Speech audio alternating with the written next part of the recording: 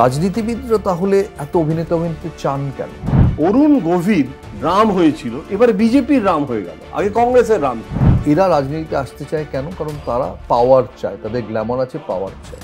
আমার নিজের কনস্টিটিউয়েন্সিতেই আমার দরটাকে বাড়ানোর জন্য আমি রাজনীতির একটা আইডেন্টিটি লাভ করলাম। মানে দুপক্ষই দুপক্ষকে ব্যবহার করে। শত্রুঘ্ন সিনহা বিহারের রাজনীতিতে কায়েস্ত। টেলিভিশনের ক্যারিয়ারটা লকেট পূর্বাশ্রম করে, পূর্বাশ্রম করে। এরা এই এন্টারটেইনারদের কতটা সিরিয়াসলি পলিটিশিয়ান হিসেবে রেট করতে? বিভিন্ন কাণ্ড জ্ঞান যথেষ্ট আছে, যথেষ্ট। মিঠুন এখনো অনেক বেশি ইমোটিভ, যেটা রাজনীতির পক্ষে ঠিক নয়। রাজনীতি না ওর কাপ অফ টি নয়।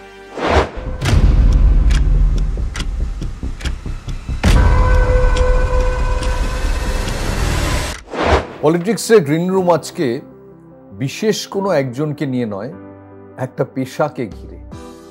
সে পেশাটা হচ্ছে অভিনয়।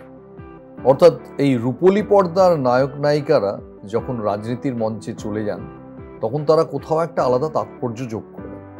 এবার ধরুন দক্ষিণ ভারতে এটা তো বহুকাল ধরে রয়েছে, এমজিআর, তারপরে জয়ললিতা। কিন্তু জাতীয় রাজনীতিতে এই চিত্রতারকারা যখনই আসেন এবং তারপর দেখা গেল পিঠোপিঠি আমাদের রাজ্য রাজনীতিতেও চিত্রতারকারা ভীষণ গুরুত্ব পেতে শুরু করলেন। এবং এই চিত্রতারকারা যখনই ভোট রঙ্গে চলে আসেন, ভোটের মঞ্চে ক্ষমতার বলয়ে চলে আসেন, তখন একটা অদ্ভুত দৃশ্যকল্প তৈরি হয়, যেটা হার্ডকোর পলিটিশিয়ানরা গেলে সেটা হয় না। প্রচুর রটনা হয়, এখনকার দিনে মিম তৈরি হয়, সোশ্যাল মিডিয়া উপচে পড়ে। আগেও হতো, তাদের নিয়ে একটা অদ্ভুত আগ্রহ থাকতো। এবং তারা যখন কোনো জনসভা করেন, প্রচুর ভিড় হতো। আবার ব্যালট বক্স দেখা যেত যে সেই ভিড়টা ঠিক মতো রিফ্লেক্টেড হয়নি। তখন অনেকে বলতেন এদের দেখতে ভিড় হয়েছিল, ভোট দিতে ভিড় হয়নি। কিন্তু তারা যে একটা ভীষণ বাড়তি কৌতূহল আমদানি করেন, এটা নিয়ে কোনো প্রশ্নই থাকতে পারে না। এবং তখন অ্যাকচুয়ালি পলিটিক্সে গ্রিন রুম যেটা, সেটা আরও একটা মঞ্চ হয়ে যায়। অর্থাৎ বাইরে একটা মঞ্চ, রাজনীতির সার্বিক মঞ্চ, পিছনে তার আর একটা মঞ্চ। আমার সঙ্গে জয়ন্ত ঘোষাল আছেন, যিনি রাজনীতিবিদদের যেরম মানে একেবারে পোড় খাওয়া রাজনীতিবিদদের যেরম অত্যন্ত গভীরতার সঙ্গে তাদের সুলুক সন্ধান করেছেন ডুবুরি হয়ে গিয়ে, আবার তিনি অতটা সিরিয়াস না হয়েও এইসব অভিনেতা অভিনেত্রীদেরও কাছ থেকে দেখেছেন এবং দেখেছেন তারা কিভাবে রাজনীতির মঞ্চে, তারা কিভাবে রাজনীতির ট্র্যাপিজের দড়িতে কিভাবে তারা ওঠানামা করছেন। সেটাও কিন্তু খুব ফ্যাসিনেটিং এক একটা গল্প। আর আমি জয়ন্ত সম্পর্কে শুনেছি যে রাজ্যসভায় যখন রেখা ছিলেন, তখন নাকি জয়ন্ত লোকসভা ছেড়ে রাজ্যসভায় বেশি সময় কাটান। আবার যখন লোকসভায় মুনমুন সেন এলেন, তখন সেন্ট্রাল হল এবং তার আশেপাশে জয়ন্তর অ্যাটেন্ডেন্স ছিল দেখার মতো। এটা কি সত্যি গুজবটা? না, আসলে যেটা হয়েছে যে একটা পয়েন্ট অফ অ্যাট্রাকশন, এটা নিয়ে কোনো সন্দেহই নেই। গরমের দিল্লিতে একদিন মানে মুনমুন সেন, আমি তো তোমাকেই ধন্যবাদ জানাবো যে মুনমুন সেনকে তো আমি চিনতামই না। উনি যখন এলেন, তখন তো মানে আমি গৌতম ভট্টাচার্যের বন্ধু, সেটাই যেন আমার একটা মস্ত বড় ইউএসপি হয়ে গেছিল। যাই হোক, সে কথা থাক। এটা বিশ্বাস করবেন না, এটা সত্যি নয়। মুনমুন সেনের কথাতেই আসি। মুনমুন সেন বলল আমার পায়ে একটু হাঁটুতে ব্যথা হয়েছে। তো আমি বললাম যে এটা মুনমুন সেনের ব্যথা, এটা বলা যাবে না, এটা তো বললে কেউ লোকে বিশ্বাস করবে না। কিন্তু তুমি তখন দিল্লির সেরা অর্থোপেডিক সার্জনের সঙ্গে অ্যাপয়েন্টমেন্টটা করে দিলে। আমি কিচ্ছু করিনি, আমি শুধু ওনাকে হাতটা ধরে, কেন উনি আমার হাতটা ধরলেন, আমি ধরিনি, উনি আমার হাতটা ধরলেন এবং ধরে বললেন যে গাড়ির পার্কিং পর্যন্ত, ওই সময়টা ওটা হেঁটে যেতে হয়, কারণ ওখানে কোনো তো গাড়ি আসতে পারে না, পুরনো পার্লামেন্টের কথা বলছি।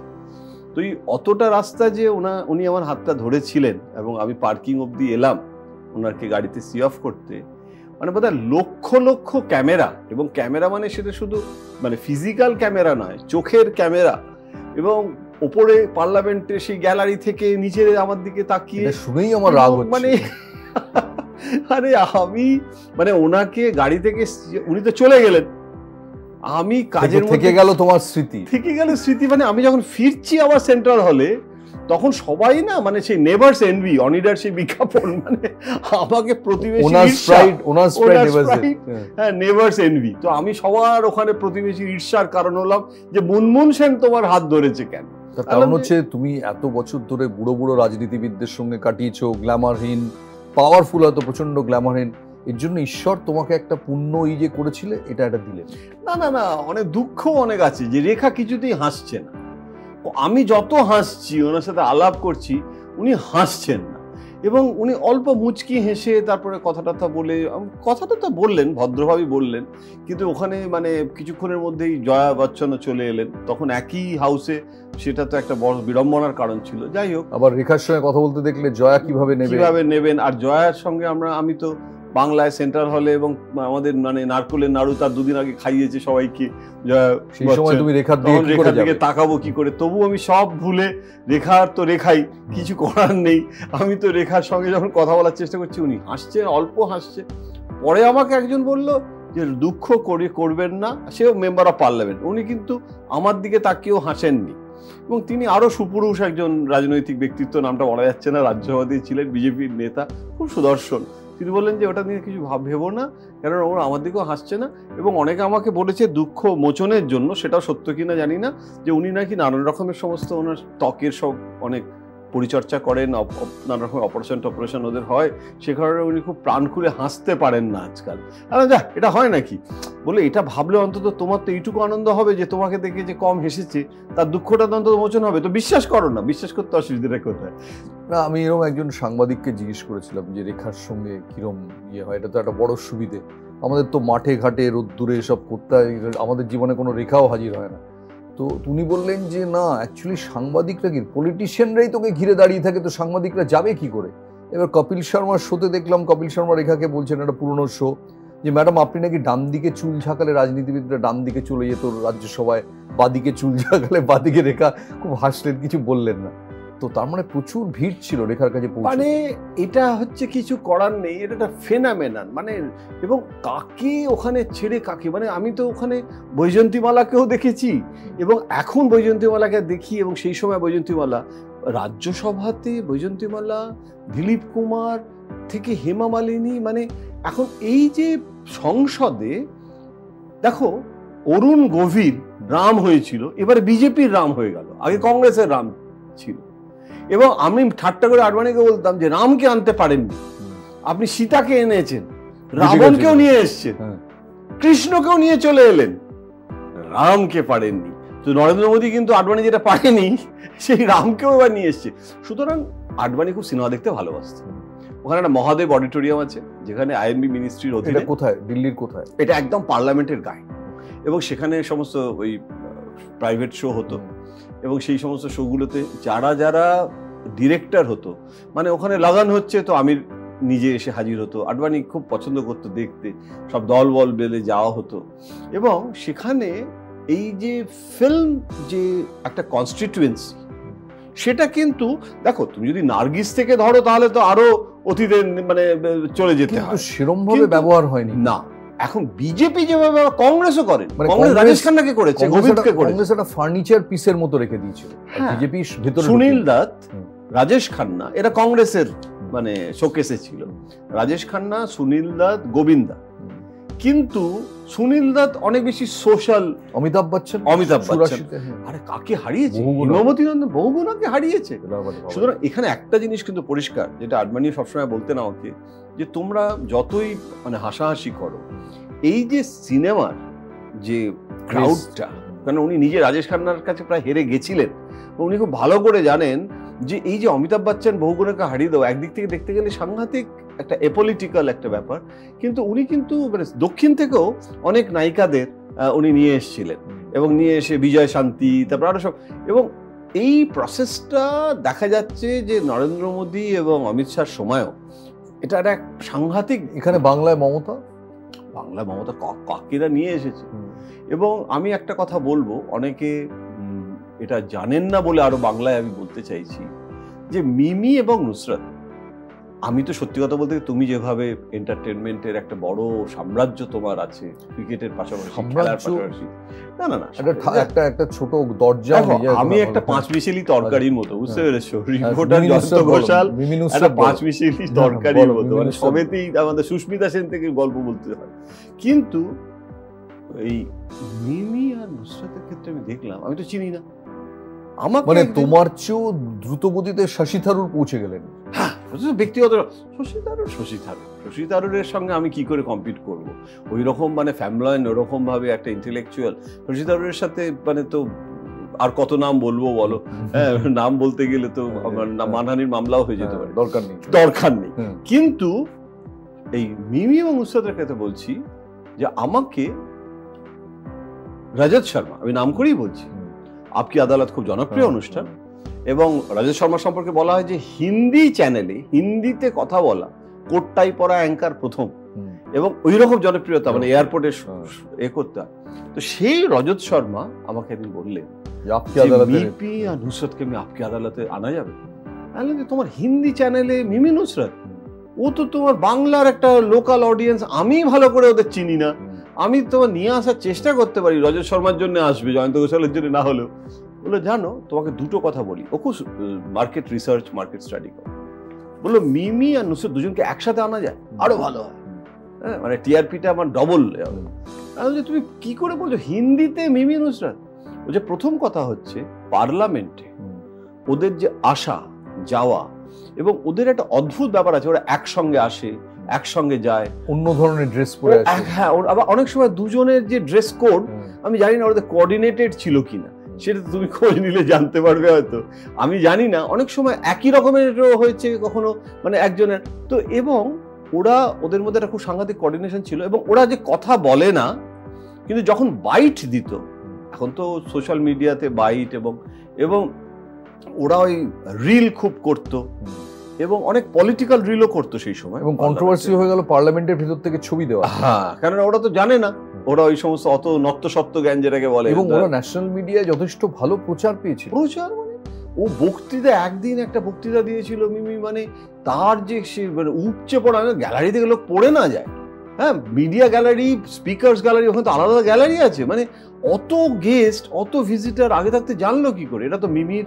মাসিমা পিসিমারা আসেনি কলকাতা থেকে, এটা তো সমস্ত মানে একটা নন বাঙালি অডিয়েন্স।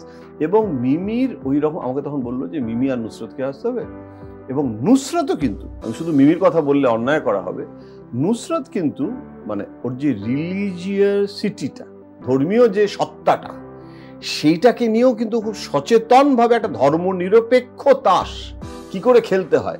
আমি আজকের মিমি নুসরাতের সরে যাওয়া বা এখন কেন হলো সেটা তো অন্য ব্যাপার, ওটা ব্যর্থ না সফল এসব ভবিষ্যৎ বিচার করবে। আমি কিন্তু কেন হলো আমি জানি না, কেননা যেটা হয় দুটো জিনিস, একটা হচ্ছে যে দুটো জিনিস একসঙ্গে করা সবাই পারে না করতে।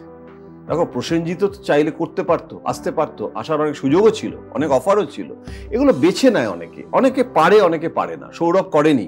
এখন এটা তোমার চয়েস। এখন যদি মধ্য গগনে, আমি এতক্ষণ যাদের নাম করেছো তুমি, ধরো রেখা, ধরো আরে বাবা বিয়ে করেছে বলে শর্মিলা আমাকে বলেছিলেন যে বিয়েটা না করলে আরাধনা যখন একদম সাংঘাতিক ভাবে, যখন আমি একদম কাঠি পাতাং, মানে আমি নাম্বার 1 অ্যাক্ট্রেস হতে পারিনি, তার মেন কারণটা হচ্ছে যে তখন টাইগারের প্রেমে পড়ে তারপর বিয়ে থাক করে, তারপরে তো সন্তান সন্ততি একটা গ্যাপ পড়ে গেল, নইলে আমার সঙ্গে কাকা, সিনেমা বেশি করেছি ধর্মেন্দ্রর সঙ্গে, কিন্তু হিট হয়েছে কাকার সঙ্গে, এবং সেটাতে করে কিন্তু এখন এই যে কনসিস্টেন্টলি, আর মিমি বা নুসরাতের ক্ষেত্রে তুমি আরো ভালো বলতে পারবে, ওরা অতটা কি ফিউচার রোড ম্যাপ নিয়ে কতটা কনসাসলি নিজেকে নিয়ে, যেভাবে আজকে সায়নী ঘোষকে আমরা দেখতে পাচ্ছি, পলিটিক্যাল অ্যানিমেল হয়ে ওঠে। হ্যাঁ, পলিটিক্যাল অ্যানিমাল। এমনকি যারা যারা টিকিট নিয়ে মমতার সাম্রাজ্যেও এসেছে, আমি কারো নাম করে কোনো তুলনা করব না, কিন্তু কেউ কেউ আছে, মানে বলে না যে সকলেই কবি নয়, কেউ কেউ কবি, জীবনানন্দের লাইন, তো ওইটাকে আমি বলতে পারি যে সকলেই, সব অভিনেতাই নেতা হয় না, সব অভিনেত্রী নেত্রী হতে পারে না, তাদের যে সিঙ্গেলনেস অফ পারপাস, ডেডিকেশন, এই সেই, এগুলো এক একজনের হয়। এখন তুমি 2 দিন রাজনীতি করবে আর সপ্তাহের বাকি 5 দিন তুমি শুটিং করবে, আবার শুটিং করাটা তো অন্যায় নয়, ওটা তো তোমার পেশা। তুমি কি তার মানে শুটিং বন্ধ করে দিয়ে তুমি রাজনীতি করে তুমি কি এক্সটরশন পলিটিক্স করার কথা ভাববে? তা তো নয়। সুতরাং আমার যেটা মনে হয়েছিল, রজত শর্মা গল্পটা কুইক শেষ করে দিই সংক্ষেপে, যে ও আমাকে বললো যে ও রিসার্চ করে, তো রিসার্চ থেকে দেখছে যে উত্তরপ্রদেশে এবং ওর যে সমস্ত হিন্দি বলয়, সেখানে মিমি এবং নুসরাত এই যে ডুও, এদের নিয়ে প্রবল আগ্রহ জন্মেছে। এরা যে খুব বেশি বম্বের ছবি করেছে বা বলিউডের একটা অডিয়েন্স তা তো নয়, এটা মূলত কিন্তু একটা অদ্ভুত পলিটিক্যাল অডিয়েন্স। এবং ওরা এলো এবং ওরা দুজনে মিলে এসেছিল এবং শো একদম মানে সুপারহিট, সাংঘাতিক টিআরপি, ওরা গান ফান গেয়েছিল এবং মানে কি স্মার্টলি হ্যান্ডেল করলো পুরো এটাতে। তো এই যে ঘটনাটা, এই ঘটনাটা আমি কোনোদিন ভুলবো না এই জন্যে যে ওরা তো রেখা, হেমা মালিনীর জেনারেশন নয়, ওরা পার্লামেন্টের কি কতটুকু পার্লামেন্ট জানে, কিন্তু সেটাকে রপ্ত করা এবং আরো যদি সময়, কিন্তু ওইটা যদি আজকে আরো 20-25 বছর পরে হতো তাহলে ওরা অনেক বেশি পার্লামেন্টকে সময় দিতে পারতো। ওদের এখন মধ্য গগনে কেরিয়ার, হ্যাঁ, এখন ওদের বোধহয় এই সিদ্ধান্তটাই ঠিক ছিল কিনা সেটা ওরাই হয়তো বিচার। সাধারণভাবে রাজনীতিবিদদের সম্পর্কে বলা হয় যে যারা, তুমি রাজনীতি যে কোনো প্রফেশনের মতোই এটাও একটা 24 ঘন্টার কাজ, 24x7 এটার মধ্যে পড়ে থাকতে হয়। তুমি প্রণব মুখোপাধ্যায়ের কথা বারবার বলো, শরদ পাওয়ার, অভিনেতা অভিনেত্রীদের সম্পর্কে সাধারণ ধারণা হচ্ছে যে এরা রাজনীতিতে আসতে চায় কেন, কারণ তারা পাওয়ার চায়, তাদের গ্ল্যামার আছে, পাওয়ার চায়। আর রাজনীতিবিদরা তাদের ইউজ করেন কেন, তাদের গ্ল্যামারটা দরকার, একটা ট্রেড অফ হয়, এটা পায় ওটা পায়। কিন্তু যেটা রাজনীতি, যেটা অভিনেতা অভিনেত্রীদের বোধহয় প্রবলেম হয় যে তারা এমন একটা এক্সিস্টেন্সে অভ্যস্ত যেটা ভীষণ সেলফ সেন্টার্ড। আমি, আমার আয়না, আমার ভ্যানিটি ভ্যান। এখানে কিন্তু অর্ধেক সময় কুয়োতে জল তুলছে এই মানুষের সঙ্গে যেতে হয়, বালির উপর দিয়ে ছুটতে হয়, নোংরা ডোবা, সেখানে গিয়ে মানুষের করতে হয়, সেটা ডে ইন ডে আউট করা এবং আমার সিস্টেমের মধ্যে এটা ঢুকিয়ে নেওয়াটা ডিফিকাল্ট। বিকজ একটা তুমি কমপ্লিটলি নিজের জন্য হিংস্রভাবে, আরেকটা হচ্ছে 10-এর জন্য। এই সুইচ অন সুইচ অফ তো করা যায় না। এটা জানা সত্ত্বেও, যার জন্য এত বেশি ফেলিয়ারও হয়, রাজনীতিবিদরা তাহলে এত অভিনেতা অভিনেত্রী চান কেন? অভিনেতা অভিনেত্রীদের 2-3টে সুবিধে। একটা তো হচ্ছে যে একটা ইমিডিয়েট একটা ক্লায়েন্টেল আমি পেয়ে গেলাম, যেটা তুমি বললে একটা ট্রেড অফ। মানে আমি শত্রুঘ্ন সিনহা বাজপেয়ীর স্বাস্থ্যমন্ত্রী, খামোশ যে বলে বিখ্যাত, সে হয়ে গেল স্বাস্থ্যমন্ত্রী। আচ্ছা, স্বাস্থ্য, এই পরিষেবা বা স্বাস্থ্যর সঙ্গে শত্রুঘ্ন সিনহার কি সম্পর্ক? এখন সে প্রাইমারি হেলথ সেন্টারই কোনোদিন যায়নি ভারতবর্ষের কোনো গ্রামীণ ভারতে। একটা সিনেমাতে গেছে, একটা সিনেমায় হয়তো গেছে। এখন সেখানে শত্রুঘ্ন সিনহা হয়ে কাউকে মেরে হাসপাতালে পাঠিয়েছে, হ্যাঁ সেটা অনেক হয়তো করেছে, হ্যাঁ। এবং সে সমস্ত আমি মানে শত্রুঘ্ন সিনহাকে দেখেছি যে ও যখন ওই ফিতে টিতে কাটতে যেত বা এ করতে যেত, তো ও যে শত্রুঘ্ন সিনহা, ও তো স্বাস্থ্যমন্ত্রী নয়, ও শত্রুঘ্ন সিনহা। এখন এই জিনিসটা একটা সবাই পছন্দ করে যে সহজে হয়ে যায়। শত্রুঘ্ন সিনহা বিহারের রাজনীতিতে কায়েস্ত এবং কায়েস্ত পলিটিক্স করে। এইটা কি মানে রবিশঙ্কর কিংবা যশবন্ত সিনহা যেভাবে কায়েস্ত পলিটিক্স করে, কিন্তু শত্রুঘ্ন সিনহা রাজনেতা হয়ে গিয়ে কায়েস্ত হলো। তখনও বিহারে গিয়ে বলছে যে যশবন্ত সিনহা আর রবিশঙ্করের সাথে আমিও একজন কায়েস্ত লিডার। তো তখন ওর কায়েস্ত আইডেন্টিটিটা নিয়ে মানে কখনো আমরা ভাবিনি, হ্যাঁ। তো এখন যেটা হয়েছে যে এটা একটা রাজনৈতিক নেতাদের সুবিধে। দ্বিতীয়ত, একটা ল্যাটারাল এন্ট্রি বলে যে কথাটা আছে না, যে অনেক সময় হয় কি যে কিছু রাজনৈতিক নেতা, সবাই নয়, কিন্তু যেমন স্মৃতি ইরানি সিরিয়াল করে সে সমস্ত, প্রথমে আমার এখনো মনে আছে আডবাণী প্রথমে বলেন যে চাঁদনি চকের সিটটা যদি দেওয়া হয় কেমন হতে পারে, দিল্লি থেকে দাঁড় করানোর প্ল্যান। স্মৃতি ইরানি তখন রোজ বাড়িতে আসে করে, কিন্তু স্মৃতি ইরানি কিন্তু রাহুল গান্ধীকে হারালো, এটা তো মানে মানতেই হবে। এবং রাহুল গান্ধী আবার দাঁড়াতে পারে কিনা বা প্রিয়াঙ্কা গান্ধী দাঁড়াতে পারে কিনা, সেই অ্যাপ্রিহেনশন এখনো অ্যানাউন্স হয়নি। তার আগে অযোধ্যায় 2 দিন আগে গেছে, সেখানে গিয়ে সমস্ত মানে ক্ষেত্র প্রস্তুত করছে। তার মানে পলিটিক্যাল অ্যান্টেনা কতটা শার্প হলে এটা, এবং দূর থেকে দেখলেও মনে হয়, তুমি অনেক ভালো জানো যে এই মহিলা থিংস, ড্রিমস, ব্রিডস পলিটিক্স, একদম তাই না? এবং বাঙালি এলিমেন্টও একটা সাংঘাতিক আছে, বাগচির মেয়ে তো, এবং মানে এসেনশিয়ালি বাঙালিদের যে একটা বৈশিষ্ট্য, এই বাঙালি বৈশিষ্ট্যটা কিন্তু ভীষণভাবে আছে পলিটিক্যালি, খুব একটা শার্প বাঙালি বৈশিষ্ট্য আছে। অনেকে আছে যারা বাঙালি নয়, কিন্তু মানে বাঙালি হয়েও বাঙালি নয়। আবার অনেকে এরকম আছে যে যারা যতটা মানে ও তো একটা অদ্ভুত মিক্স কালচার, মানে ওর হাজব্যান্ড একটা পার্সি এর থেকে, তারপর ওর বাবা মানে পাঞ্জাবি বাঙালি, তার ফলে একটা সাংঘাতিক মিশ্র সংস্কৃতি স্মৃতি ইরানির মধ্যে আছে। কিন্তু আমার কখনো কখনো মনে হয় যে ও কিন্তু এন্ড অফ দ্য ডে বাঙালি। এবং আমি যতবার ওর সাথে দেখা করতে গেছি, বলছি দাদা, আমাকে দাদা বলে, দাদা তুমি কিন্তু চিত্তরঞ্জন পার্কে থাকো, আমার অ্যাপয়েন্টমেন্ট তখনই তুমি পাবে যদি তুমি সকালবেলা আমার জন্য 1 বাক্স কড়া পাকের সন্দেশ নিয়ে এসো। এই কড়া পাকের সন্দেশ কথাটা বলা, এবং কড়া পাকের সন্দেশ খেতে খুব ভালোবাসেও। তো এই যে ব্যাপারটা না, মানে সব রাজনৈতিক নেতা দিল্লিতে বেশ কড়া পাকের সন্দেশ কোথায় পাওয়া যায় এটা নিয়ে বিতর্ক আছে, কারণ আমার একটা স্ট্রং অভিমত হচ্ছে যে এখনো কড়া পাকের সন্দেশ কলকাতাতেই দিল্লির থেকে ভালো। তাহলেও দিল্লিতে অন্নপূর্ণার যে মিষ্টি সেটাই সব থেকে ভালো। এবং ইনফ্যাক্ট যেখানে অমিতাভ বচ্চন আর জয়ার বাড়ি ছিল গুলমোহর পার্কে, ওখানে একটা অন্নপূর্ণা ছিল এবং ওরাও ওখান থেকে খেত। কিন্তু এখনো চিত্তরঞ্জন পার্কেই সব থেকে বেশি ভালো পাওয়া যায়। আর একটা প্রবলেম হচ্ছে যে কড়া পাকটা আজকাল আর কেউই পুরোপুরি কড়া পাক করে না, একটু আধা মানে নরম পাক মেশানো। এবং ওরা বলে যে অনেক সময় সঙ্গে সঙ্গে লোকে খায় না, অনেকগুলো কেনে, ওটা আস্তে আস্তে কড়া হয়। তার ফলে কলকাতা থেকে ধরো তুমি যদি নিয়ে যাও, গিরিশের ধরো নকুরের যদি সন্দেশ নিয়ে যাও, একটু নরম পাক, গিয়ে তুমি যখন নেতাকে দিলে বা নেত্রীকে দিলে, তখন ওটা 3 দিন বাদে হলে ওটা সত্যিকারের কড়া পাকে পরিণত হয়। সুতরাং সেদিক থেকে দেখতে গেলে মানে আইডিয়াল কড়া পাকটা মিসিং হয়ে যাচ্ছে। আচ্ছা, ইন্ডিয়ার ফাইনেস্ট অ্যাক্টর পলিটিশিয়ান কি? অভিনেতা বা অভিনেত্রী পলিটিশিয়ান হয়েছেন ফাইনেস্ট, 1 নম্বরে চুজ করলে কি? কঠিন একটা প্রশ্ন, কঠিন একটা প্রশ্ন। মানে এত নাম সব ভেসে আসছে মুখের সামনে, কোনো সাকসেস দেখতে পাচ্ছ না। বিনোদ খান্না থেকে শুরু করে কে না এসেছে। আরে নাম তো আছে, সাকসেসফুল বলো না। সেভাবে কিন্তু সাকসেসফুল কি হয়েছে? সুনীল দত্ত। সুনীল দত্ত হয়েছে, কিন্তু সুনীল দত্ত না অনেক বেশি সাকসেসফুল হয়েছে সোশ্যাল ওয়ার্কের মধ্যে দিয়ে। মানে ধরো পরিব্রাজক সুনীল দত্ত, একটা কোনো কজে, হ্যাঁ, মাদক বিরোধী প্রচার, তারপরে মেন ক্ষমতা সুনীল দত্ত খুব সাধারণ একটা মিনিস্টার হয়েছিল। হ্যাঁ, মানে সেরকম ভাবে যেরকম ভাবে দক্ষিণে হয়েছে, ধরো জয়ললিতা মুখ্যমন্ত্রী হয়েছে, কিংবা সেভাবে ভারতের রাজনীতিতে সেভাবে আবার এসেছে গেছে কেউ, কিন্তু সেভাবে দেখতে গেলে এটা ভালো তুমি কোয়ারি দিলে আমাকে। মানে কেন অভিনেতা অভিনেত্রীটা প্রথম সারিতে?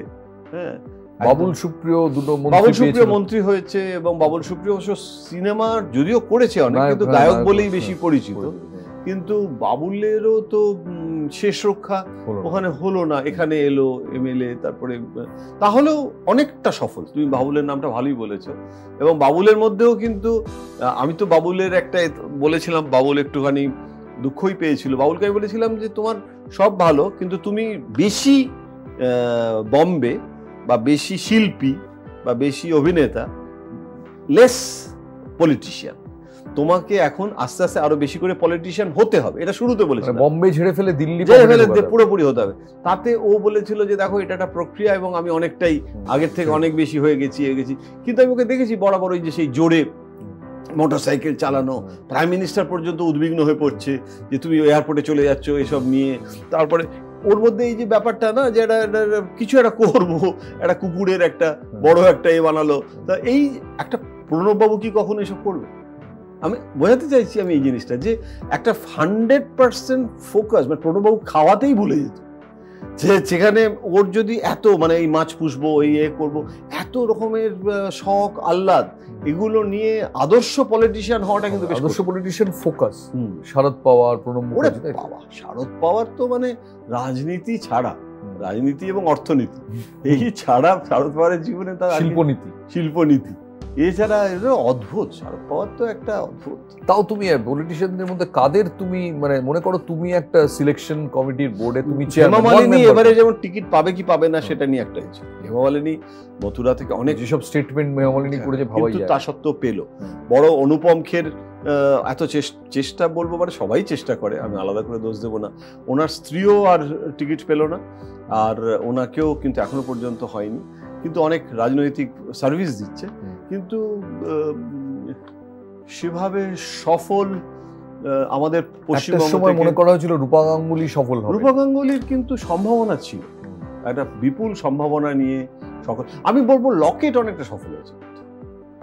লকেট কিন্তু আমি বলছি না যে দেখো তুমি যদি ওইভাবে বলো যে কেন্দ্রীয় মন্ত্রী, ক্যাবিনেট মিনিস্টার, কিন্তু যদি লকেটের জায়গা থেকে ধরা হয়, লকেট কিন্তু সচেতনভাবে ওর যে প্রিভিয়াস ভাবমূর্তি সিনেমার, সেই ছবিটাকে মুছে দিয়ে ওর ড্রেস কোড থেকে শুরু করে ওর যে সব জায়গায় ছুটে যাওয়া, ও জিতবে কি হারবে কি করবে আমি সেসবে যাচ্ছি না, কিন্তু ওর যে পলিটিক্যাল যে অ্যাপ্রোচটা, যেটা অগ্নিমিত্রার ক্ষেত্রেও হয়েছে, কিন্তু অগ্নিমিত্রা তো আর সিনেমা জগৎ থেকে আসেনি, অন্য জগৎ থেকে, ডিজাইনের জগৎ। মানে ফিল্মের কেরিয়ারটা বা টেলিভিশনের কেরিয়ারটা লকেট পূর্বাশ্রম করে দিয়েছে। হ্যাঁ, পূর্বাশ্রম করে দিয়েছে। নরেন্দ্র মোদী কিন্তু ওকে ঠাকুর রামকৃষ্ণের বংশের একজন বলে মনে করে, ওকে কিন্তু টলিউডের স্বল্প বসনা নায়িকা হিসেবে কিন্তু তাকে দিল্লির বিজেপি নেতৃত্ব মনে করে না। সুতরাং এই যে পরিবর্তনটা, এটা একটা মেটামরফোসিস, একটা সাংঘাতিক রূপান্তর, সহজ নয়। রূপা গাঙ্গুলির ক্ষেত্রে কি হলো?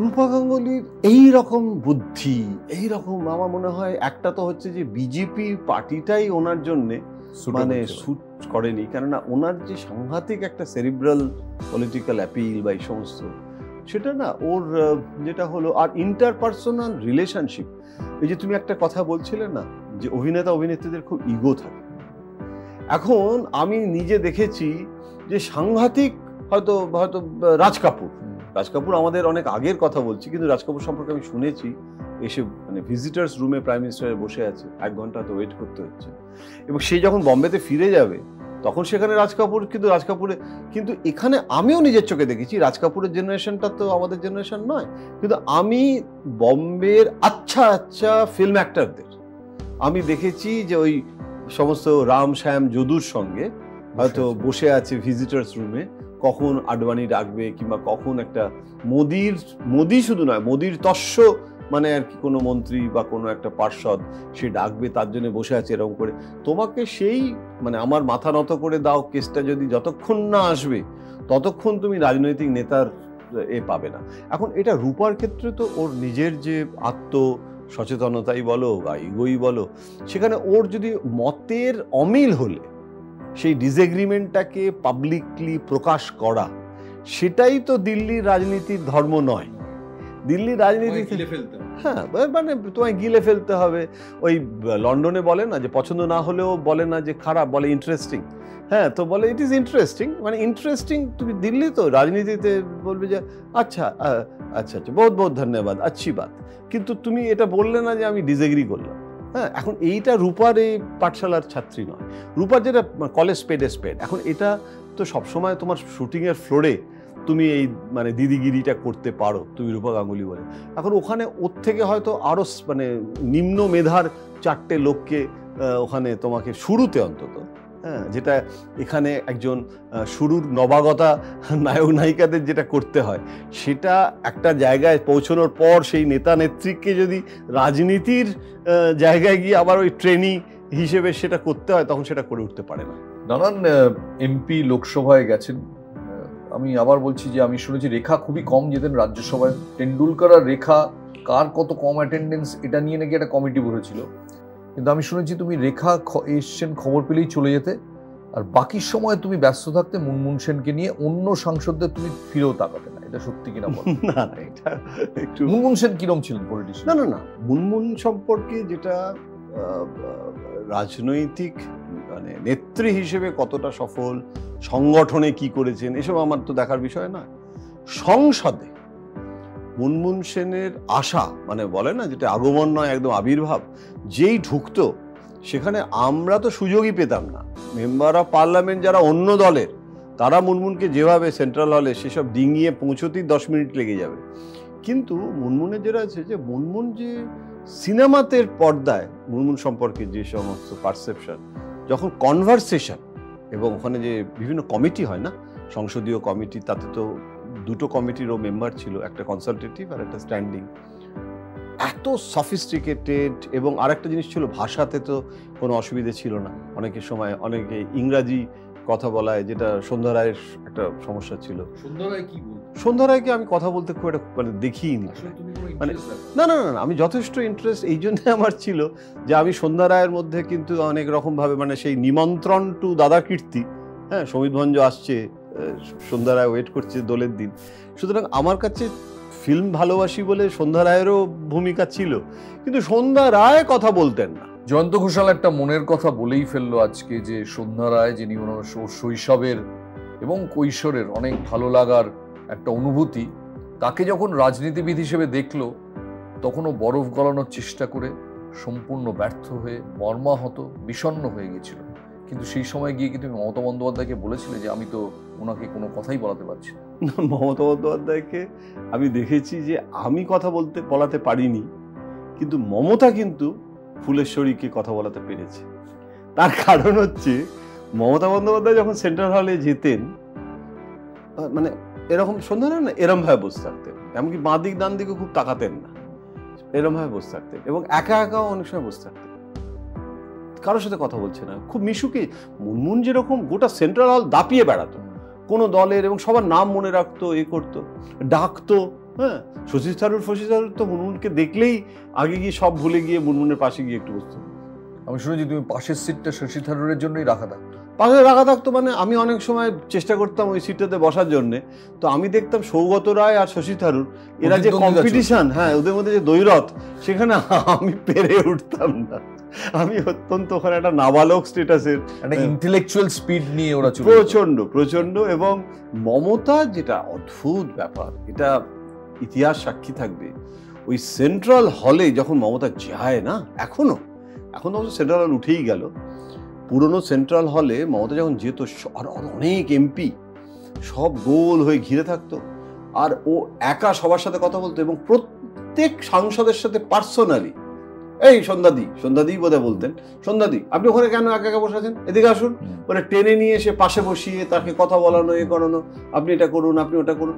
তো এই ব্যাপারটা একটা মানুষকে অ্যাক্টিভেট করা, এটা তো সাংঘাতিক। কিন্তু সন্ধ্যারায় স্বভাব, মানে দেখো প্রত্যেকটা মানুষ তো আলাদা আলাদা স্বভাব, এখন সেটাকে কারোকে তো জোর করে তো তোমার দোষ, তুমি পাসওয়ার্ডটা একটু পল্লীগীতি, পল্লী জীবন ওই দিকটা দিয়ে ঢুকলে তুমি। আমি অনেক চেষ্টা করেছিলাম, আমি ফুলেশ্বরী থেকে নিমন্ত্রণ, মানে আমি যে সেই সময়কার একটা তোমার যে স্প্যানটা, হ্যাঁ ঠগিনি অনেক চেষ্টা, বাগিনি ঠগিনি কোনো করে কিচ্ছুতে আমি এবার বলো যে একজন যিনি সাম্প্রতিক সময়ে অভিনেত্রী হিসেবে একটা লম্বা স্প্যান লোকসভায়, শতাব্দী সাকসেসের রহস্যটা। দেখো, আমি যখন শতাব্দীকে সেন্ট্রাল হলে প্রথম দেখলাম, তখন শতাব্দীকে আমি একা দেখিনি, শতাব্দী আর তাপস দুজনে খুব বন্ধু, এবং অনেকে মানে রসিকতা করে বলতো যে যখন ওরা একসঙ্গে সিনেমা করেছিল তখন এত বন্ধুত্ব ছিল না, এবং যখন সাংসদ হলো রাজনৈতিক জীবনে, আমি ওদের সাথে এটা নিয়ে আলোচনা হয়েছে যে এরা দুজনেই একমত হয়েছে যে সেই সময় দুজনে এত তাদের নিজেদের কেরিয়ার নিয়ে সচেতন ছিল, এবং তাদের স্ক্রিপ্ট, তাদের পপুলারিটি, তাদের এখানে রাজনৈতিক জীবনটা তো আরেকটা নতুন অধ্যায়। তখন দুজনেই সেখানে কিন্তু ট্রেনিং, এবং সেখানে দুজনেই একই সঙ্গে ওদের ওই সেক্রেটারিয়েটে যাচ্ছে, কি করে স্যালারি তুলতে হয়, কোন ব্যাংকের অ্যাকাউন্ট করতে হয়, সেখানে একটা অন্য কোনো রাজনৈতিক নেতার থেকে সিনেমার যেটা হয় না পেশাগতভাবে একটা, তো খুব অসাধারণ বন্ধুত্ব ছিল। এবং শতাব্দীর যেটা গুণ ছিল সেটা যে শতাব্দীও কিন্তু মিশুকে ছিল, শতাব্দীও কিন্তু মানে যারা একটা ওদের একটা মস্ত বড় সুবিধা ছিল, মানে এখনো আছে, কিন্তু আমি ওই সেন্ট্রাল হলের তো নেই, আর সেন্ট্রাল হলের যে এটা, এবং আমরাও এখন সেন্ট্রাল হলে যাওয়ার আর সেই সুযোগটা নেই, সাংবাদিকদের বন্ধই করে দিয়েছে, মিউজিয়াম হয়ে গেছে। কিন্তু শতাব্দীকে আমি একটা জিনিস দেখেছি, এটা ইন জেনারেল সিনেমা সম্পর্কে বলছি, এটার একটা অ্যাডভান্টেজ আবার ফিল্মের লোকেদের আছে, সেটা হচ্ছে যারা খুব সিনিয়র পলিটিশিয়ান, ইনফ্লুয়েন্সার, তারাও কিন্তু একজন ফিল্ম অ্যাক্ট্রেস বা অ্যাক্টর যাই হোক, তাদের ব্যাপারে একটা উৎসাহ তাদের দিক থেকেও থাকে। তার মানে এটা কিন্তু তোমাকে চেষ্টা করে কষ্ট করে একটা তুমি গেছো, তোমাকে অর্জন করতে হচ্ছে, এটা যেমন আছে। তা আমাকে কোনো জিজ্ঞেস, আচ্ছা কি কোন হ্যাঁ শতাব্দী সম্পর্কে, উপর থেকে গ্যালারি থেকে, তো এই যে একটা শতাব্দী সাজ পোশাক, তার প্রেজেন্স, ক্যা নাম ক্যা হ্যাঁ, এই যে একটা আগ্রহ, এবারে তোমার জনসংযোগের জয়রাম রমেশের প্রচুর গসিপ আছে ফিল্মে। জয়রাম রমেশ শুধু একা নয়, জয়রাম রমেশের থেকে শুরু করে তারিক আনোয়ার মানে প্রচুর রাজনৈতিক নেতা, তাদের প্রচুর গল্প আছে। এবং যখন বিজয় মালিয়া মেম্বার অফ পার্লামেন্ট ছিল, তখন তো বিজয় মালিয়া তো তার ক্যালেন্ডার গার্লস এর জন্য ফেমাস। বিজয় মালিয়ার নিজস্ব একটা বিমান ছিল, সেই বিমানে করে আসা যাওয়া করতো, বলতো যে আমি রাত্রিবেলা বম্বেতে আমার না ঘুমোলে, আমার ওই বালিশটাতে না ঘুমোলে আমার হয় না। তো ও অনেক সময় অনেক ফিল্ম অ্যাক্টর বা অ্যাক্ট্রেস তারা বোম্বেতে তো শুটিং আছে, তাদের আছে, তাদেরকে নিয়ে ওই প্রাইভেট বিমান, তো ওই কমার্শিয়াল ফ্লাইটে যেতে হলো না, ওদের বোম্বে থেকে তাদের ডেলি প্যাসেঞ্জারই করতো বিজয় মালিয়ার প্লেন। তো সেই অভিনেতা আর অভিনেত্রীরা অনেক সময় বিভিন্ন বিরোধী দলের মধ্যে মিলও করিয়ে দেয়। নিশ্চয়ই। জয়াপ্রদা, আজকে জয়াপ্রদাকে নিয়ে আমরা আলোচনা করছি না, কিন্তু জয়াপ্রদা বিজেপি এবং তেলুগু দেশম এবং পরবর্তীকালে সমাজবাদী পার্টি মানে অমর সিং এর তো ঘনিষ্ঠ হয়ে গেল, এবং মানে অদ্ভুত, মানে এটা কোথা থেকে কোথায় জয়াপ্রদা, মানে ফ্রম চন্দ্রবাবু নাইডু টু অমর সিং এবং ভায়া মুলায়ম সিং যাদব, এটা জয়াপ্রদার কেরিয়ারটা যদি দেখা যায়, এখন সেই জয়াপ্রদার বিরুদ্ধে মামলা মোকদ্দমা, বিজেপির এনফোর্সমেন্ট লেগে গেছে। আমি ভাবি যে কিন্তু সবাই না ধরে রাখতে পারে না। হেমা মালিনী যেমন ধরে রেখেছে কিন্তু টিকিটটা, ধর্মেন্দ্রও কিন্তু দাঁড়ালো, সবই হলো, কিন্তু হলো না। বিনোদ খান্নাও চলে গেছিল। বিনোদ খান্নার স্ত্রীকে দেখতাম খুব, উনি লয়ার ছিলেন, ছিপছিপে দেখতে, আর বিনোদ খান্নাকে খুব কন্ট্রোল করতেন। আর বিনোদ খান্না কার সঙ্গে দেখা করবে, কার সঙ্গে করবে না, সমস্ত কিছু বিনোদ খান্নার সঙ্গে থেকে, আর ওই মানে অদ্ভুত একটা রোল। তো অনেক সময় হয় কি, তার যে কম্পেনিয়ন বা তার যে ফ্যামিলি রিলেশনশিপ, এগুলোর উপর অনেকটা নির্ভর করে। এদের কয় ফিল্ম স্টারদের কতটা সিরিয়াসলি নেওয়া হয়? যদি পলিটিক্যাল উইজডম থাকে, যেরকম স্মৃতি ইরানি তো গুরুত্ব পেয়েছে, বারবার এসে যাচ্ছে, কেননা অনেকগুলো ভাষা জানে, মানে বাংলা, পার্সি, পাঞ্জাবি, সেই নানা রকমের ভাষা জানে। এবং হ্যাঁ, স্মৃতি ইরানি যেটা প্রবলেম হলো সেটা হচ্ছে যে একটু ওই একটা গোয়ার তুমি, মানে আমি যেটা ঠিক মনে করছি সেটা অনেক সময় নেগোশিয়েবল হয় না, অনেক সময় ডেমোক্রেসিতে, যেটা ওইগুলো ছাড়া এমনি। কিন্তু ইন জেনারেল এদেরকে একটা প্রচারের হাতিয়ার হিসেবে যেভাবে ব্যবহার করা হয়, একটা ফুলদানি হিসেবে দেখা হয়, হ্যাঁ, সেভাবে কিন্তু রাজনৈতিক গুরুত্ব কি মানে রাজনীতির রিমোট কন্ট্রোলটা এদের হাতে দেওয়া হয় না। আমি মানে বিশেষ করে তোমার সাথে আজকের এই আলোচনা করতে করতেও তো ভাবছি, আমি তো কখনো এইভাবে ভাবিনি, সত্যি কথা বলছি, যে ফিল্মের অভিনেতা অভিনেত্রীরা রাজনীতির নির্ধারক কতটা হয়েছে। আমার 40 বছরের অভিজ্ঞতা, আমি তো কোনো নাম খুঁজে পাচ্ছি না। মানে আমি কংগ্রেস, আমি প্রণব মুখোপাধ্যায়কে ডিফেন্স মিনিস্টার করব না, আমি রাজেশ খান্নাকে করবো, এটা তো ভাবতেই পারবে না। এই এক শত্রুঘ্ন সিনহার হেলথ মিনিস্টার ছাড়া বিনোদ খান্না মন্ত্রী তো বিনোদ খান্নাও হয়নি, আমি তো দেখতেই পাচ্ছি না কোনো গুরুত্বপূর্ণ দপ্তরের জন্য এদের কথা কোনো ভাবা হয়, ভাবাই হয়। কারণটা কি? এদের বেসিক্যালি একটা ফ্লাফ হিসেবে ধরা হয়। হ্যাঁ, মানে এবং এটা আজকে বলে নয়, মানে দেবানন্দের সময়ও তাই হয়েছে। Debananda is very close to BJP সবাই, কিন্তু কখনো রাজনীতিতে, এমনকি এই যে কৃষ্ণ আর যাদের কথা বলছিলাম, এদের যে নিয়ে এসেছিল সীতা, তাদেরকেও তো মন্ত্রী করে যে তাদেরকে একটা গুরুত্ব দিয়েছে, তাকে সেটা কি এদের সম্পর্কে ভালোবাসার পাশাপাশি এটা ঈর্ষাও কাজ করে যে এরা পপুলার হয়ে যাবে বেশি? না, সেটা নয়। আমার মনে হয় যে রাজনৈতিক নেতা নেত্রীরা এদের রাজনৈতিক প্রজ্ঞা সম্পর্কে সন্দেহান। তাদেরকে মনে হয় যে তারা আমার একটা, ওই যেরকম হয় না যে একটা ওই যখন ওই রান্নার মধ্যাহ্ন ভোজনের যে বুফে, সেই বুফেতে যেরকম অনেক কিছু সাজানো থাকে। এখন আমার বললে একটু বেশি বলা হয়ে যাবে যে অনেক সময় অনেক ফল যেগুলো সত্যিকারের ফল নয় সেগুলোও সাজানো থাকে। অনেক সময় আপেল, শসা, কলা, দেখতে খুব ভালো লাগে, দেখতে খুব সুন্দর, সাজানোর জন্য অনেকগুলো সেই বুফেতে থাকে। আমি অতটা বলবো না, কিন্তু আমি বলবো যে এরা বিরিয়ানি, কালিয়া, পোলাওয়ের পদবাচ্য হয় না, কিন্তু এরা একটা মানে ওই একটা স্যালাড কিংবা স্যুপের ওপরে যেতে পারে না যখন মিক্সড প্ল্যাটারটা থাকে সেখানে। এটা তুমি এই যে কথাগুলো বলছো, আমি একজন মহিলার মুখ দেখতে পাচ্ছি যাকে কেউ এই শোটা ফরওয়ার্ড করবে, তিনি তোমার উপর প্রচন্ড রেগে যাবেন, যিনি তোমায় বহুবার নারকেলের নাড়ু খাইয়েছেন, জয়া বচ্চন। জয়া বচ্চন এদের মধ্যে তুলনামূলক, হ্যাঁ ভালো বলো, এখন একটু ভালো বলো না, তুলনামূলক ভাবে পলিটিক্যালি কনসাস। দেখো, উত্তরপ্রদেশের রাজনীতি করছেন কি, এবং উনি আবার টিকিটটা পেলেন।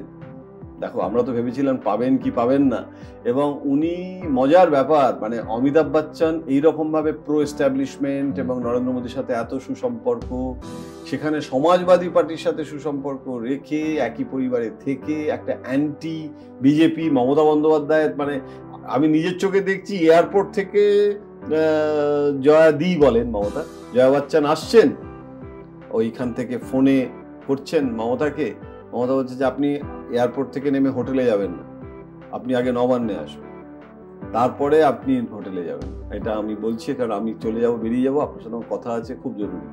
এবং জয়া আসছে, এবং সে কিন্তু তারা এই যে রিলেশনশিপ, এটা শুধু একটা ফিল্ম ফেস্টিভ্যাল এর জন্য কিন্তু নয়, এই রিলেশনশিপটা কিন্তু সারা বছর ধরে ওরা মেইনটেইন করে। এই যে শর্ট টেম্পার্ড বলা হয়, তুমি ইউটিউবে গেলে প্রচুর রিলস দেখতে পাবে, দেখতে পাবে, তা সত্ত্বেও উনি তো রাজনীতিতে মানিয়ে চলছেন, সেটা রহস্য। হ্যাঁ, মানে শর্ট টেম্পারটা কিন্তু সত্য, কিন্তু আবার ওর উপর রেগে গেছেন কখনো?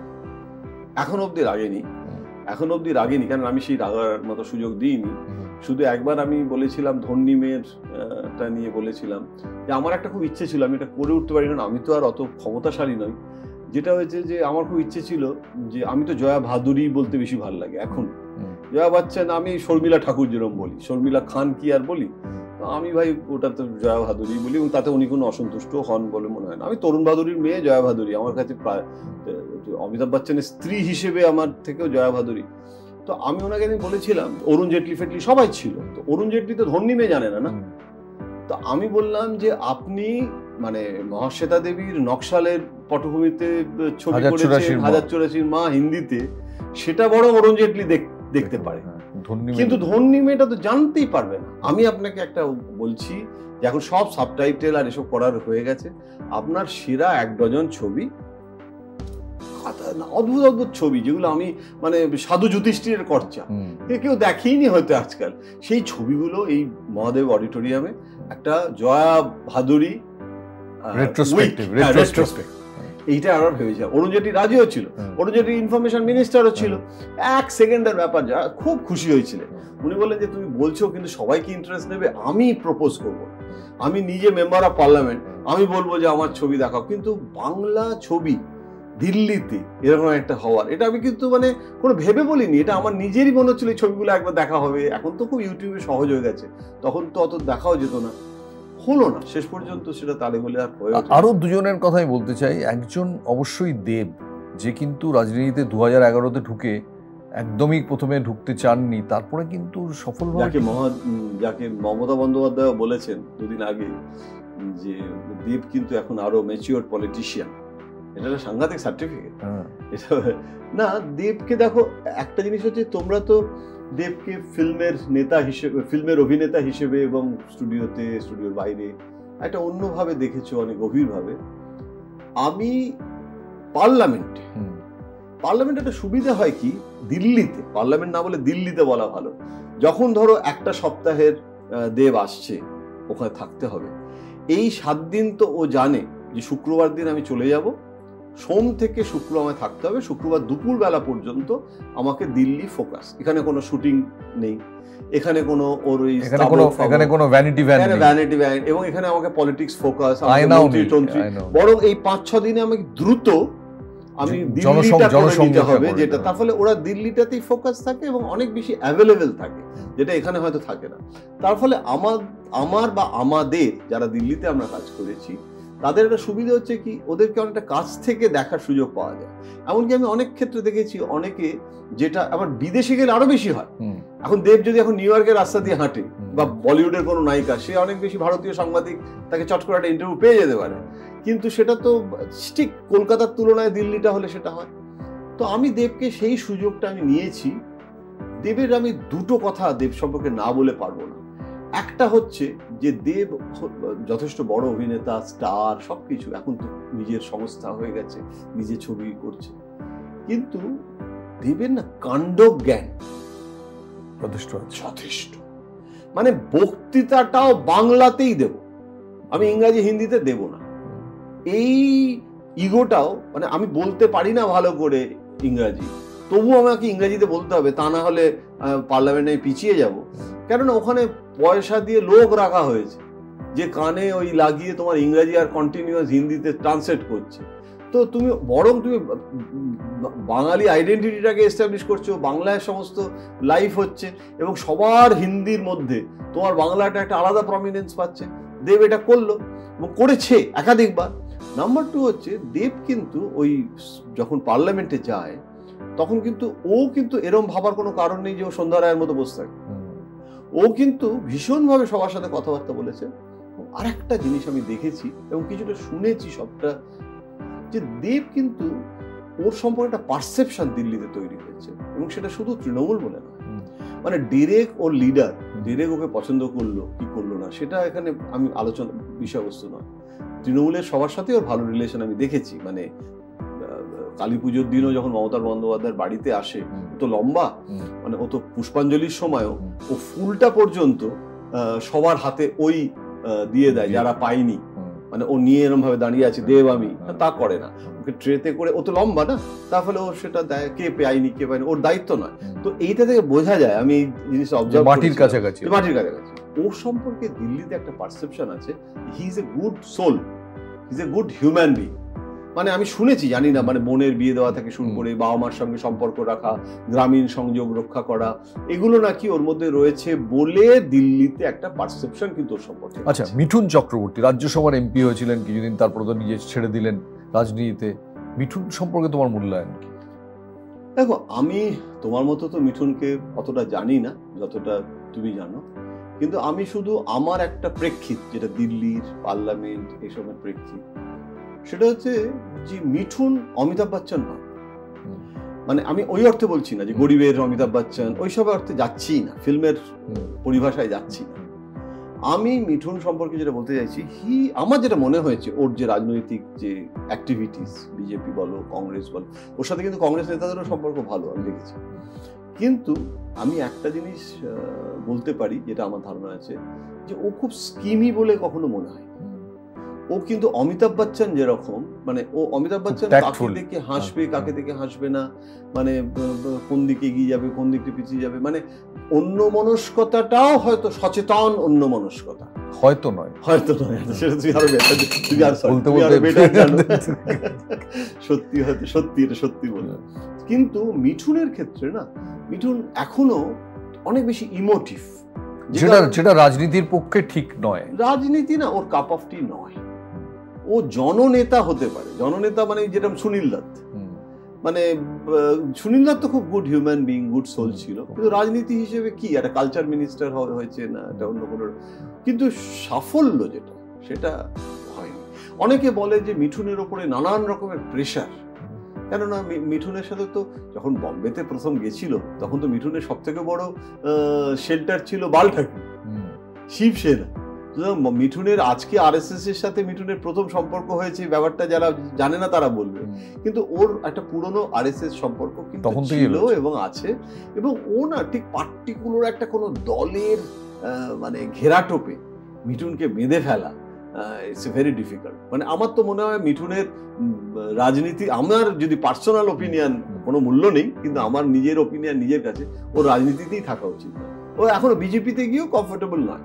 I fully agree. আমার মনে আছে একটা match, charity match Mithun Chakraborty এখানে অর্গানাইজ করেছিলেন, কপিল দেব আর মিঠুন চক্রবর্তী মিলে। কৃষ্ণমাচারী শ্রীকান্তকে আমি এয়ারপোর্ট থেকে আনতে গেছিলাম, তো আমি বললাম যে আপনি কপিল দেবের অনুরোধে এসছেন, খুব ভালো লাগলো যে ম্যাচটা, ওই ম্যাচে অর্গানাইজেশনে আমারও একটা রোল ছিল। শ্রীকান্ত বললেন আমি কপিলের জন্য আসিনি, কপিলের সঙ্গে তো আমার রেগুলার দেখা হয় বা আমি মিঠুনের জন্য এসেছি, লোকটার সঙ্গে আমার আলাপ নেই বলে। এত শুনেছি ওর সমাজসেবার কথা, কিন্তু সেই যে মিঠুন চক্রবর্তী যাকে আপামর সবাই ভালোবাসে, অনেক সময় রাজনীতি হলে একটা পোলারাইজেশন হয়ে যায়, এই পার্টি তোমায় ভালোবাসবে ওই পার্টি তোমায় ভালোবাসবে না। আরেকজনের কথা জিজ্ঞেস করি, রাজেশ খান্না। শোনা যায় যে তুমি বলছিলে আডবাণীকে হারানোর জন্য, আমি শুনেছি একটা অন্য তত্ত্ব, যে বচ্চনের সঙ্গে গান্ধী পরিবারের ফল আউট হয়ে যাওয়ার পর ঠিক অমিতাভের সঙ্গে যার সম্পর্ক খারাপ তাকেই রাজীব গান্ধী দাঁড় করাতে চেয়েছিলেন দিল্লি থেকে, একটা স্টেটমেন্ট দেওয়া, যেটা কি সত্যি? একেবারে ঠিক কথা, একেবারে ঠিক কথা। এবং রাজেশ খান্না আডবাণীকে তো প্রায় হারিয়েই দিয়েছিল, এবং আমি সেবার যখন দিল্লিতে আডবাণী প্রায় হেরে যাচ্ছে, আডবাণী তো প্রথমে ভাবিনি যে রাজেশ খান্নার কাছে হেরে যেতে, মানে হেরে যায়নি শেষ পর্যন্ত, সামান্য ভোটে আডবাণী জিতেছিলেন। কিরকম সম্পর্ক ছিল দুজনের? মানে আডবাণী আর রাজেশ খান্না খারাপ ছিল না, কিন্তু সেরকম আলাপই কখনো ছিল না, কেননা আডবাণীর সাথে রাজেশ খান্না, আর রাজেশ খান্না কিন্তু ট্র্যাডিশনালি কংগ্রেসের সাথেই যুক্ত ছিল। এটার একটা কারণ আছে, কারণ বিজেপি তো অনেক পরে এসেছে না, সুতরাং কংগ্রেসের সাথেই তো এই নার্গিস বলো, রাজ কাপুর বলো, সব তো কংগ্রেসের ধারা। সাংবাদিকদের সঙ্গে সম্পর্ক ভালো ছিল রাজেশ খান্না? ছিল না। তার ভালো ছিল না মানে, রাজেশের যেটা ফিল্মের জগতেরও অভিনেতা অভিনেত্রীরা যেটা অপবাদ দেয়, যে ওর সময় সম্পর্কে যে জ্ঞান, যে হয়তো সকালবেলায় শুটিং করার কথা, রাত্রিবেলায় শুটিং করে, তো কাকার এটা প্রবলেম, যেটা ধর্মেন্দ্র নাকি খুব ডিসিপ্লিন ছিল কিন্তু সেই সময়। কিন্তু রাজেশ খান্না সাংবাদিকদের ক্ষেত্রেও মানে যেটা হয়েছে যে ইন্টারভিউ দেওয়া না দেওয়া মানে খুব ইরাটিক, খুব হিমসিক্যাল এসব ছিলেন। আর ভীষণভাবে খুব নিজের ব্যাপারে কিন্তু সচেতন ছিলেন। যে এবং আমার মনে হয় ওই শেষের দিকে যখন চুল উঠে যাচ্ছে, তারপরে আমার একটা জিনিস না বলে পাচ্ছি না, গরমকাল আমি দেখছি রাজেশ খান্না ওই জিপে তুলে দিয়েছে, ওটা তো কখনো তো করে না এরা। এখন সিনেমায় শুটিং এ পাবলিক সব জানতা হ্যায়, রাজেশ খান্নার বিখ্যাত গান এখন খুব ব্যবহার হয়। হ্যাঁ, তো ইয়ে পাবলিক সব জানতা হ্যায়, তো রাজেশ খান্নারই সেই গাওয়া গান, ওটা শুটিং এ ঠিক আছে। এখন জিপে করে যখন তুমি ঘোরাচ্ছ, আমি দেখছি রাজেশ খান্না কুচকুচে কালো ঘাম এরকম গড়িয়ে পড়ছে গাল দিয়ে। তখন তো এত টিভি ছিল না, থাকলে তো কি কেলেঙ্কারি হতো, রিলস তৈরি হয়ে গেল, জানা গেল না, মানে আমি বুঝতে পারলাম কাছে গিয়ে সবটা। সেটা হচ্ছে তখন এগুলো ছিল, এখন সে আরো আধুনিক হয়ে গেছে। ওই যে চুল উঠে যাচ্ছে ওইখানে না কালি লাগায়, যাতে আর কি ওপর থেকে সমস্ত ছাদ থেকে লোকে দেখছে, তো কালি লাগিয়েছে। এইটা ওর মাথায় ছিল না যে খোলা রোদ্দুরে এটা তো ইনডোর কোনো শুটিং হচ্ছে না, কেউ ছাতা ধরে নেই, তো ওইটা কালো গরমের মধ্যে পড়ে। তো এহেন রাজেশ খান্না হেরে যাবার পরেও আবার জেতালো কংগ্রেস। এবং রাজেশ খান্নার সাথে ওদের ফ্যামিলির সত্যি ভালো রিলেশন ছিল। মানে অমিতাভ, রাজেশ, গোবিন্দা, শাহরুখ এদেরকে আমি দেখেছি কংগ্রেসের সাথে। এবং শাহরুখ পলিটিক্সে আসেনি, কিন্তু রাহুল প্রিয়াঙ্কার সঙ্গে ঘন ঘন সাক্ষাৎকার, এবং রাজীব শুক্লা করাতো মিটিংগুলো, এবং সিনেমা দেখা। অর্থাৎ শাহরুখের ধর একটা নতুন সিনেমা, যেরকম আমি আডবাণী বা এদের গল্প বলছিলাম, বিজেপির যে সিনেমা দেখা মহাদেব রোড অডিটোরিয়ামে, এরা এদের বাড়িতে হোম থিয়েটার আছে, এবং সেই হোম থিয়েটারে রাহুল গান্ধী, প্রিয়াঙ্কা, ওদের ফ্যামিলি নিয়ে, রবার্ট বাদেরা, ওরা সবাই, শাহরুখ উপস্থিত, এবং সেখানে সিনেমা দেখার নিয়মিত দিল্লিতে একটা রেওয়াজ। আচ্ছা, এই যে তুমি আডবাণীর সঙ্গে এত কথা বলেছো, মোদির সঙ্গে, আমরা একদম শেষ দিকে চলে এসেছি, এরা এই এন্টারটেইনারদের কতটা সিরিয়াসলি পলিটিশিয়ান হিসেবে রেট করতেন? সুনীল দত্তকে করেছে, অনেক সময় করেছে। এখন অনুপম খেরকে অনেক পলিটিক্যাল সিরিয়াস ব্যাপারে ইউজ করা হচ্ছে, অক্ষয় কুমারকে ইউজ করা হচ্ছে অনেক ক্যাম্পেনে। এবং এই ধরো অনুপম খেরটা কেন বললাম, 370, কাশ্মীর, ও তো কাশ্মীরি পণ্ডিত, কিন্তু এন্ড অফ দ্য ডে ইউজটা কোথায় করা হচ্ছে? যে তুমি একটা কাশ্মীর ফাইলস বানাও সিনেমা, একটা কলকাতা ফাইলসেরও অনুপম খের প্ল্যান করছিল যে ওরকম একটা এখানে, মানে তোমার কনস্টিটিউয়েন্সিতেই তুমি থাকো, এবং সেখানে তুমি তোমার কাজটা করে যাও। তুমি ডিবেটে এসো, কোনো হয়তো একটা কলকাতায় একটা ডিবেট হচ্ছিল কোনো একটা খবরের কাগজে, সেখানে অনুপম খেরকে বললো গিয়ে মোদির হয়ে তুমি স্পিচ দাও, সেখানে তৈরি হও, তুমি সেকুলারিজম নিয়ে, মোদির সেকুলারিজম নিয়ে বলো, লেফট কনস্টিটিউয়েন্সি আছে ওয়েস্ট বেঙ্গলে, ভালো হবে। ওকে পড়াশোনা করে এলো, খুব ফোর্সফুল স্পিকার, কিন্তু সেভাবে একটা। এবং ওই ফিল্মের কমিটি পুনে ফিল্ম ইনস্টিটিউটে কাউকে একটা, ওই যে যুধিষ্ঠির যে হতেন, তাকে বিরাট বিতর্কও হলো, তাকে একটা ডিরেক্টর করে দিল। আচ্ছা, তারপরে পরেশ রাওয়াল, সে এখন নেই। তুমি তোমার পরিমণ্ডলে থাকো, একটা এমপি হও, তুমি কিছু কমিটির মেম্বার হও, তোমার এইটাতে অনেক সময়, যেটা কতটা বলাটা আমি পলিটিক্যালি কারেক্ট জানি না, আমি ইন জেনারেল বলছি, অনেক ফিল্ম স্টাররা তারাও জানে যে আমি এখানে রাজনীতির মানে বিরাট একটা কেউকেটা হয়ে যাব তা নয়, কিন্তু এখানে থাকলে ন্যাশনাল অ্যাওয়ার্ড পেতে, তারপরে আমার বিভিন্ন রকমের ইনফ্লুয়েন্সার হিসেবে কমিটি ইত্যাদি, তাতে সুবিধা হবে। মানে দুপক্ষকে ব্যবহার করে, এই যেরকম পাইরেসির বিরুদ্ধে আন্দোলন হয় বলিউডে, এবং সেগুলো সব শত্রুঘ্ন সিনহা বাজপেয়ীর সময়, ও স্বাস্থ্যমন্ত্রীর কাজ নেই, ও পাইরেসির বিরুদ্ধে সমস্ত ফিল্ম স্টারদের নিয়ে এসে বাজপেয়ী আডবাণীর সাথে মিটিং ফিক্স করার। তো এইটা যে ফিক্স করে দিচ্ছে, তার জন্য কিন্তু বলিউডের লোকেরা একটা সিঙ্গেল উইন্ডো, যে আমার শত্রুঘ্ন সিনহা আছে, যে ওখানে গেলে আমি রিচ করতে পারবো প্রাইম মিনিস্টারের কাছে। তার মানে আমার নিজের কনস্টিটিউয়েন্সিতেই আমার দরটাকে বাড়ানোর জন্য আমি রাজনীতির একটা আইডেন্টিটি লাভ করলাম। চমৎকার। তার মানে একদিক থেকে পাওয়ার পেলাম, কিন্তু একটা ট্র্যাজিক দিকও থাকলো যে this far and no further. এটা তুমি অ্যাকচুয়ালি এই আলোচনাটা একটা প্রবন্ধের মতো একটা কনক্লুশনে আমরা পৌঁছে গেলাম, এটা তোমার জন্যই সম্ভব হলো। মানে তুমি বিক্রমাদিত্যর সভায় মর্যাদা পাবে, কিন্তু তুমি তানসেন বিক্রমাদিত্য হতে চেষ্টা করো। চমৎকার। আজকের এই এপিসোডটা এখানেই শেষ করছি, পলিটিক্সের গ্রিন রুম। জয়ন্তর সঙ্গে থাকলে আড্ডাগুলো এত প্রাণবন্ত হয়, আর এমন সব পেছনের অভিজ্ঞতা বলে যে আমার মনে হয় আমার মতো আপনারাও বোধহয় অবাক হয়ে শুনছেন আর ভাবছেন এরমটাও হতে পারে। আজকে আসি।